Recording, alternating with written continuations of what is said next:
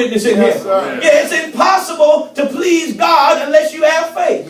So that's where your faith has to kick in, because faith is the substance of things hoped for and the evidence of things not seen. It's the substance, but some of you haven't learned how to wait on the evidence. Oh my God, today. Some of us haven't learned how to wait on the evidence for what we want to see God do in our lives. I'm telling you now, if it's faith, that means you don't have the ability to see it right now. You don't have the ability to tangibly embrace it. You're telling yourself, I know, you got to be saved by faith. I know I'm healed. I'm just waiting for the pain to go away. I know my bills are going to be paid. I'm just waiting till I got the money to count it up in my hand. Am I surrounded by some people tonight who know what it's like to really have faith? I'm talking about when you have to step out of your comfort zone and to lean and depend on God in the midnight hour, calling on His name, Jesus. I need your help right here. Jesus, I need you to fix some things for me. I can't make it by myself. I need some help. Yes, sir. Notice that these individuals were lacking the vision. Say a word, say a word.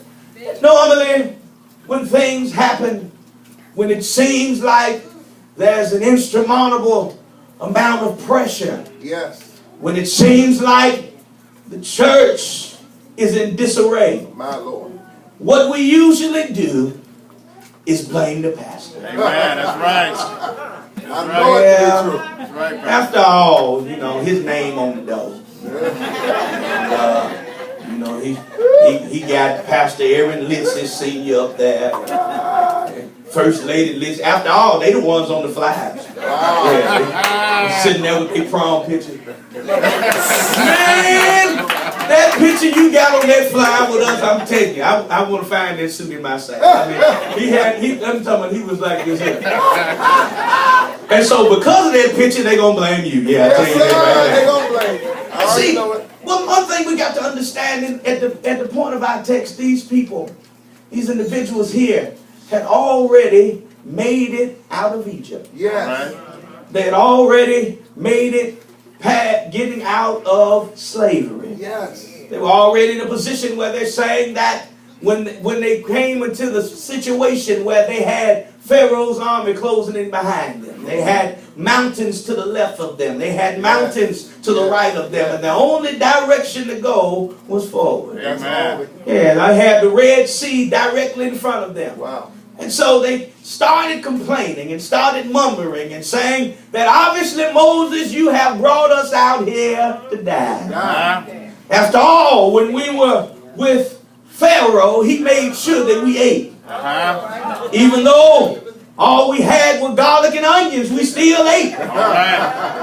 They didn't have Tic Tacs back then. They didn't have Listerine back then. I can only imagine what it smelled like in Egypt.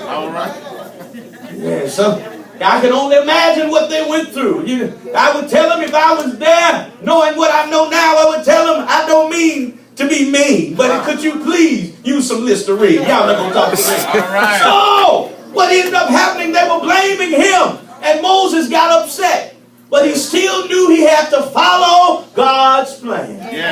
They made it through the plagues where they had to kill the firstborn son. They made it through the locusts. They made it through the point where they had to slay a lamb and put the blood on the door, and the death angel passed over the door. Y'all not going to talk to me? And so now after that, then they come in contact with Jordan River. And they're standing in front of Jordan just like they were standing in front of the Red Sea. And now these people were doing better, getting ready to go into a land where they would have milk flowing with honey. And I just want to stop by Word Church tonight to let you know that this is not your stopping point. This is your starting point. Yes, one thing that we have to realize is God does not want our vision to be impaired. I need the people at the Word Church to see past what you see right now. I need you to see past what our eyes physically and tangibly embrace. I'm telling you now, there's a vision greater than this. Oh yeah, you got to look past what you see. New Chicago, please look past Louisville Avenue. Look past, oh my God, what we're doing right now. Because we understand that God has so many greater things that are on the way. But you can't allow to be impaired and say, well, I guess this ain't going to work. I guess we'll just be at this location. After all, we did fix it up nice. After all, we got display tables, and again, pastor's name is on the door. Yeah, we got all these things going. We got the amenities. We have the logos and all of that. But I'm telling you now, you better look past what you see right now. Tell your neighbor, open up your eyes. Yeah, the Bible tells us to open up our eyes of understanding. So if we're opening up our eyes of understanding, we're not only seeing what we naturally see, we're seeing more than what we naturally see. Because your vision tells you there's greater on the way. Your vision tells you greater is he that is in you than he is in the world. I'm telling you, the vision will not tarry. Wait for it. Tell somebody, wait for it. Wait for it. So now they are still upset. Now, they made it to the place where God said that he would take them, flowing with milk and honey. The folk made it all the way through. Oh my God, we're going through the wilderness. 40 years. Never had to change their clothes. Because when they grew, their clothes grew. When their feet got bigger, their shoes got bigger.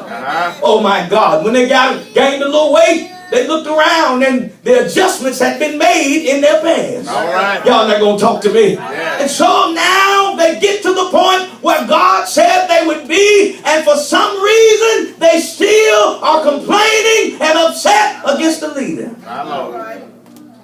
We learned in school that the darker it gets in a room, the larger your pupils get. That's right. Simply to enable you with better sight. I don't know about you tonight, but I've been in some situations that were pretty dark. All right. Amen. I've been through some things that it seemed like, oh my God, that spiritually I couldn't see my hand in front of my face. There have been some I believe I'm talking to myself tonight. Maybe some of you never been through nothing. Maybe some of you have always had the money you needed to pay for your bills. Some of you know most of all your children must be saved and sanctified and came out with a Bible in one hand with a halo on top of their head. But I'm telling you, I'm talking to the few who know what it's like when things get dark. See, it's with the dark circumstances. Holy Ghost. It's the dark circumstances that teach you things. It's the dark circumstances in life that allow you to understand who is really in control. No, it's not you. It's not your job. It's not your neighborhood that you came from. It's not your family lineage or pedigree. It's not who you know and what you know. It's all about God. Yeah. See, in those dark